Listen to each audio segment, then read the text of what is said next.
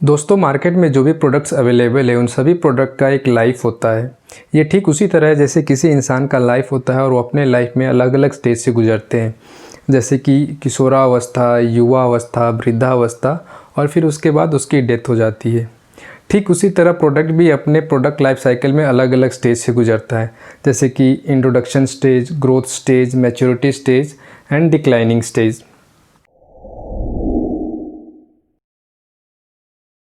इस वीडियो में हम इसी टॉपिक पर डिस्कशन करेंगे कि प्रोडक्ट लाइफ साइकिल क्या होता है, इसका एनालिसिस क्यों ज़रूरी है और प्रोडक्ट लाइफ साइकिल के अलग अलग स्टेज पे हमारी क्या marketing and brand positioning strategy होनी चाहिए।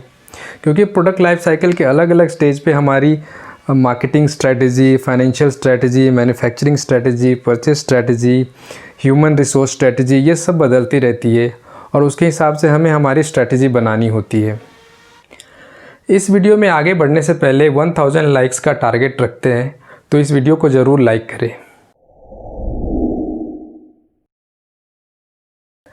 प्रोडक्ट लाइफ साइकिल में सबसे पहला स्टेज है इंट्रोडक्शन स्टेज। इंट्रोडक्शन स्टेज का ये मतलब होता है कि आपकी प्रोडक्ट जो है अभी अभी मार्केट में आई है और इंट्रोडक्शन स्टेज में ऐसा होता है कि आपके प्रोडक्ट का जो अवेयरनेस जो है बहुत कम होता है लोगों में, आपकी रीच जो है कस्टमर तक बहुत कम होती है और आपके प्रोडक्ट की कॉस्ट भी बहुत ज़्यादा होती है क्योंकि उसे ख़रीदने वाले लोग बहुत कम होते हैं एंड आपका ओवरहेड बहुत ज़्यादा होता है। और जैसा कि आप इधर प्रोडक्ट लाइफ साइकिल के ग्राफ में देख सकते हैं कि इंट्रोडक्शन स्टेज में आपकी sale as well as profit बहुत ही कम होती है, सेल्स बहुत थोड़ा होता है एंड प्रॉफिट नेगेटिव में होती है। जब भी हमारा कोई प्रोडक्ट इंट्रोडक्शन स्टेज में होता है तो हमारी क्या मार्केटिंग स्ट्रैटेजी होनी चाहिए।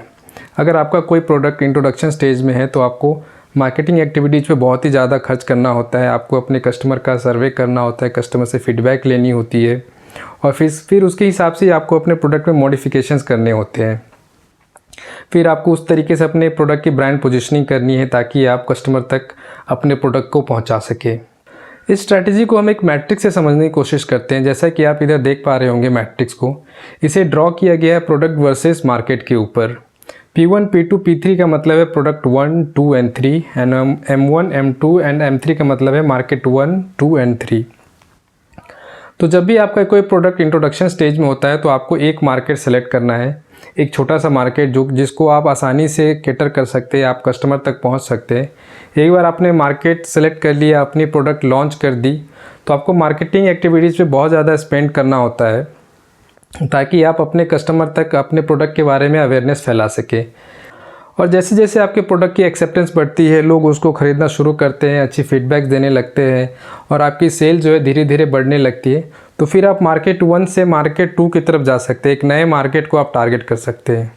ठीक उसी तरह से आप मार्केट 1 जैसा स्ट्रैटेजी यूज़ कर सकते हैं, मार्केटिंग एक्टिविटीज़ पे आप ज़्यादा स्पेंड करें और कस्टमर रीच बढ़ाए।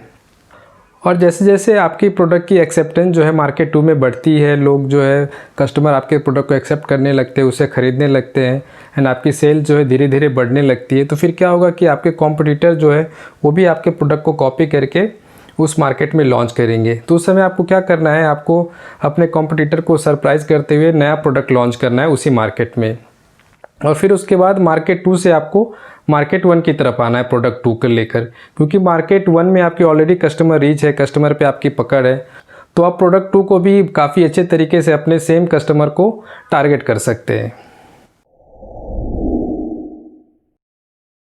प्रोडक्ट लाइफ साइकिल का दूसरा स्टेज होता है ग्रोथ स्टेज। ग्रोथ स्टेज में आपके प्रोडक्ट की एक्सेप्टेंस काफ़ी तेज़ी से बढ़ती है, लोग आपके प्रोडक्ट्स को ख़रीदने लगते हैं, जिसकी वजह से आपकी सेल जो है काफ़ी तेज़ी से बढ़ती है और आपकी जो प्रॉफिट भी है वो पॉजिटिव में होती है। प्रॉफिट जो है पॉजिटिव में होने का सबसे बड़ा रीज़न ये है कि आपकी जो भी मार्केटिंग एक्सपेंडिचर होती है उसके कंपेयर में आपकी सेल जो है काफ़ी तेज़ी से बढ़ती है, जिसकी वजह से आप अच्छा खासा प्रॉफिट कमा लेते हैं। जैसा कि आप इस ग्राफ में देख पा रहे हैं कि ग्रोथ स्टेज में जो है सेल्स काफ़ी तेज़ी से बढ़ा है और इस प्रोडक्ट की अट्रैक्टिवनेस और इस मार्केट का अट्रैक्टिवनेस देखकर आपके कॉम्पिटिटर जो है इस प्रोडक्ट को कॉपी कर लेते हैं और सेम मार्केट में आ जाते हैं। इसकी वजह से ये होता है कि जो भी डिमांड होती है उससे ज़्यादा प्रोडक्ट की सप्लाई हो जाती है मार्केट में और आपको अपने प्रोडक्ट का जो है प्राइस कम करना होता है। तो जब भी आपका प्रोडक्ट ग्रोथ स्टेज में होता है तो आपकी क्या स्ट्रैटेजी होनी चाहिए, कैसे आप इससे बच सकते हैं। जब भी आप ग्रोथ स्टेज में होते हैं तो आपको जो है अपने कस्टमर का फीडबैक लेना चाहिए, कस्टमर का सर्वे करना चाहिए, उसके हिसाब से आपको अपने प्रोडक्ट में मॉडिफिकेशन करने चाहिए, न्यू फीचर्स ऐड करना चाहिए। आप एक नया प्रोडक्ट लॉन्च कर सकते हैं आप, या फिर कोई नए मार्केट को टारगेट कर सकते हैं जिसमें अभी भी वो प्रोडक्ट लॉन्च नहीं हुआ है, ताकि आप अपने सेल्स को बढ़ा सकें। आप अपने डिस्ट्रीब्यूशन चैनल को स्ट्रॉन्ग कर सकते हैं, उसे एक्सपांड कर सकते हैं, ताकि आपकी प्रोडक्ट की रीच जो है वो काफ़ी जगह तक पहुंच सके। आप अपने प्रोडक्ट के प्राइस को थोड़ा कम कर सकते हैं, ताकि जो भी प्राइस सेंसिटिव कस्टमर होते हैं वो ज़्यादा से ज़्यादा आपके प्रोडक्ट को ख़रीदे। तो आप इन कुछ स्ट्रेटजी का यूज़ करके आप अपने ग्रोथ स्टेज में अपने सेल को और भी बढ़ा सकते हैं। ग्रोथ स्टेज को हम एक एग्जांपल से समझने की कोशिश करते हैं। हम एक फेयरनेस क्रीम का एग्जांपल लेते हैं। ऐसा एस्टिमेट किया जाता है कि इंडिया में फेयरनेस क्रीम का मार्केट $22 बिलियन का है। इस पूरे $22 बिलियन में सिर्फ $1.86 बिलियन मेंस फेयर क्रीम का मार्केट था। और इसे अपॉर्चुनिटी देखते हुए इमामी ने अपना पहला क्रीम लॉन्च किया, Emami fair and handsome for main. और ये बहुत ही पॉपुलर हुआ और इमामी की सेल जो है काफ़ी तेज़ी से बढ़ी। और इसी मार्केट का अट्रैक्टिवनेस देखते हुए HUL ने भी अपना प्रोडक्ट लॉन्च किया, fair and lovely for main. और HUL ने फिर बहुत तेज़ी से और भी अपने प्रोडक्ट लॉन्च किए मेन सेगमेंट में, जैसे कि Vaseline anti spot fairness cream for main. और ठीक उसी तरह निविया ने भी अपना प्रोडक्ट लॉन्च कर दिया मेन सेगमेंट के लिए फेयरनेस क्रीम में। तो आप देख सकते हैं कि जब भी ग्रोथ स्टेज में कोई प्रोडक्ट जो है बहुत ज़्यादा सक्सेस होती है, उसकी सेल्स बहुत तेज़ी से बढ़ती है, तो आपके कॉम्पिटिटर आपको कॉपी करके अपना प्रोडक्ट लॉन्च करके उस मार्केट में आपको बहुत ज़्यादा कंपटीशन देते हैं और आपकी जो है प्राइस जो है वो धीरे धीरे कम होने लगती है। प्रोडक्ट लाइफ साइकिल का तीसरा स्टेज है मैच्योरिटी स्टेज। मैच्योरिटी स्टेज को भी 3 हिस्सों में दिखाया गया है, जैसे कि आप इधर ग्राफ में देख सकते हैं प्रोडक्ट लाइफ साइकिल के चार्ट में, कि मैच्योरिटी स्टेज में सबसे पहला स्टेज होता है ग्रोथ स्टेज, फिर आता है स्टेबल स्टेज और फिर है डिक्लाइनिंग स्टेज। तो मैच्योरिटी स्टेज के पहले हिस्से में क्या होता है कि आपकी सेल जो है अभी भी तेज़ी से बढ़ रही है, फिर उसके बाद जो है एक स्टेबल हो जाती है, उससे ज़्यादा नहीं बढ़ सकती और फिर धीरे धीरे डिक्लाइन होने लगती है। तो आपका सेल जो है स्टेबल होने का रीज़न ये होता है कि आपकी जो है प्रोडक्शन कैपेसिटी इतनी है कि आप उससे ज़्यादा प्रोड्यूस नहीं कर सकते, मार्केट में उससे ज़्यादा बेच नहीं सकते। या फिर दूसरा रीज़न ये हो सकता है कि मार्केट में उतनी डिमांड ही नहीं है कि आप ज़्यादा प्रोडक्ट बेच पाए। प्रोडक्ट आप जितने भी कस्टमर जो है मार्केट में अवेलेबल है उस प्रोडक्ट के लिए, या तो ऑलरेडी उस प्रोडक्ट को ट्राई कर चुके हैं या फिर ट्राई करना नहीं चाहते, और फिर आपकी जो है सेल्स धीरे धीरे कम होने लगती है। तो आप कुछ स्ट्रैटेजी यूज़ करके आप अपने ग्रोथ स्टेज को थोड़ा लंबा कर सकते हैं, ताकि आप काफ़ी देर तक ग्रोथ स्टेज में बने रहे। जिसमें सबसे पहला आता है कि प्रोडक्ट मॉडिफिकेशन। आप प्रोडक्ट में थोड़ा मॉडिफाई करके आप उसे थोड़ा और अट्रैक्टिव बना सकते हैं। दूसरा है मार्केट मॉडिफिकेशन। आप ये देख सकते हैं कि और कोई दूसरा मार्केट सेगमेंट अवेलेबल है क्या, जिसमें आप सेम प्रोडक्ट को लॉन्च कर सकते हैं, मतलब सेम नीड एंड वांट के कस्टमर दूसरे मार्केट में भी अवेलेबल है। तीसरा है कि आपका जो मार्केटिंग कैंपेन है उसको मॉडिफाई करके आप फिर से अपने प्रोडक्ट को रीटारगेट कर सकते हैं कस्टमर के लिए, ताकि वो फिर से थोड़ा बहुत उस प्रोडक्ट को ख़रीदना शुरू कर दे। तो इस तरीके से आप अपने मैच्योरिटी स्टेज को थोड़ा लंबा कर सकते हैं। प्रोडक्ट लाइफ साइकिल का चौथा स्टेज है डिक्लाइनिंग स्टेज। जैसा कि आप इस प्रोडक्ट लाइफ साइकिल के चार्ट में देख सकते हैं, डिक्लाइनिंग स्टेज में आपकी sales as well as profit वो भी काफ़ी तेज़ी से कम होती है।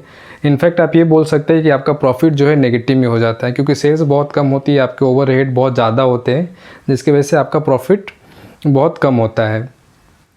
तो किसी भी प्रोडक्ट का जो है डिक्लाइनिंग स्टेज में जाने का रीज़न ये होता है कि उस प्रोडक्ट का जो है बेटर सब्सटीट्यूट अवेलेबल है।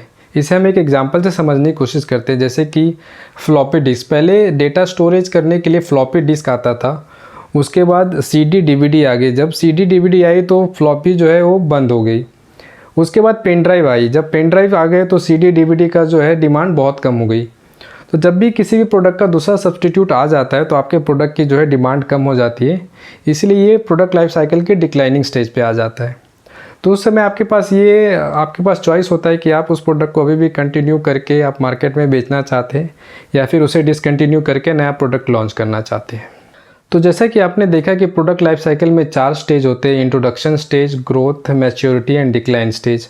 और ये परफेक्ट बेल शेप्ड कर्व बनाते हैं। धीरे धीरे जो है इंट्रोडक्शन स्टेज से sales as well as profit बढ़ती जाती है, फिर उसके बाद धीरे धीरे कम हो जाती है, एक बेल शेप्ड कर्व बनता है।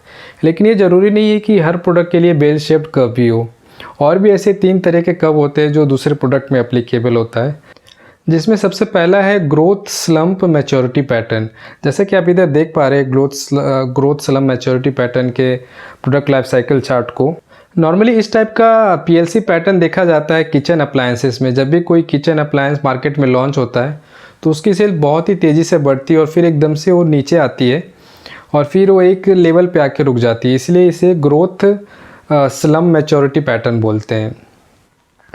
दूसरा है साइकिल रिसाइकल पैटर्न। आप इधर देख पा रहे होंगे साइकिल रिसाइकल पैटर्न को।